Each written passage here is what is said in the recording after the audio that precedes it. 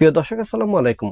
জুলাই গণঅভ্যুত্থান পরবর্তী সময়ে আওয়ামী লীগের অবর্তমানে যে রাজনৈতিক দলটির সবচেয়ে বেশি সুবিধাজনক অবস্থানে থাকার কথা ছিল, সেই রাজনৈতিক দলটির নাম হচ্ছে বাংলাদেশ জাতীয়তাবাদী দল বিএনপি।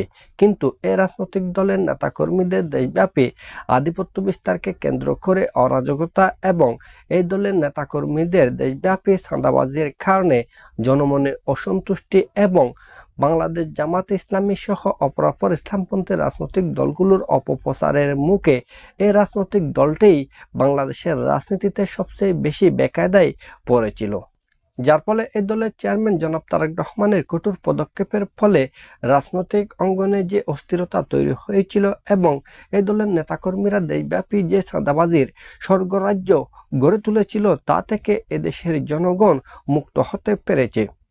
সেই সাথে এই দলের রাজনীতি ক্রমশই সুস্থ রাজনীতির দিকে চলে এসেছে। শুধু তাই নয়, আগামী জাতীয় সংসদ নির্বাচনকে ইস্যু করে এই রাজনৈতিক দলটি বাংলাদেশের অপরাপর ছোট বড় রাজনৈতিক দলগুলোকেও ঐক্যবদ্ধ করতে সক্ষম হয়েছে। এই জন্য অনেকে বলা শুরু করেছে বর্তমানে বিএনপির রাজনীতিতে পালে হাওয়া লেগেছে।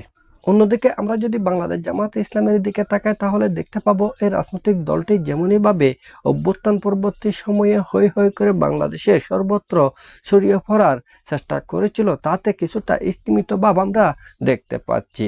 আর রাজনীতিতে এই দলটি স্তিমিত হয়ে যাওয়ার কারণগুলোর মধ্যে অন্যতম কারণ হচ্ছে দীর্ঘদিন ধরে বিএনপির সাথে এই রাজনৈতিক দলটির যে সখ্যতা ছিল, সেই সখ্যতায় কিছুটা বাটা পড়েছে। বিশেষ করে অভ্যুত্থান পরবর্তী সময়ে এই দলের নেতৃবৃন্দরা যেভাবে বিএনপির রাজনীতিকে কটাক্ষ করেছে, বিএনপির কর্তা ব্যক্তিদেরকে হেয় করেছে, তাতে করে বিএনপির হাইকমান্ড থেকে শুরু করে মাঠ পর্যায়ের নেতৃবৃন্দরাও কিছুটা মনক্ষুণ্ণ হয়েছে। আবার বিএনপির সাথে সখ্যতা ছেড়ে এই রাজনৈতিক দলটি বাংলাদেশের ইসলামপন্থী রাজনৈতিক দলগুলোকে সাথে নিয়ে যে বৃহত্তর রাজনৈতিক জোট গঠনের চেষ্টা করেছিল, সেখানেও এই রাজনৈতিক দলটি ব্যর্থতার পরিচয় দিয়েছে। আমরা ইতিমধ্যে লক্ষ্য করেছি বাংলাদেশের রাজনৈতিক অঙ্গনে ইসলামী আন্দোলন বাংলাদেশ তথা চরমোনাই পীরের নেতৃত্বে অপরাপর ইসলামপন্থী রাজনৈতিক দলগুলো ঐক্যবদ্ধ হচ্ছে, এমনকি 5 দলীয় জোটের একটি রূপরেখাও তারা তৈরি করেছে। রাজনীতিতে যখন বাংলাদেশ জামাতে ইসলামীর এই পরিস্থিতি, তখন জামাতের আমির ডাক্তার শফিকুর রহমান লন্ডনে গিয়েছিলেন বিএনপির চেয়ারপারসন দেশনেত্রী বেগম খালেদা জিয়ার সাথে দেখা করতে। এতে কতটুকু লাভবান হয়েছে এই দলটি, তা আমাদের বোধগম্য নয়। সব মিলিয়ে বলা যায় বাংলাদেশের রাজনীতিতে বিএনপি তথা বিএনপির সমমনাদের যেমন পালে হাওয়া লেগেছে, তেমনইভাবে জামাতে ইসলামী দিশাহারা হয়ে পড়েছে।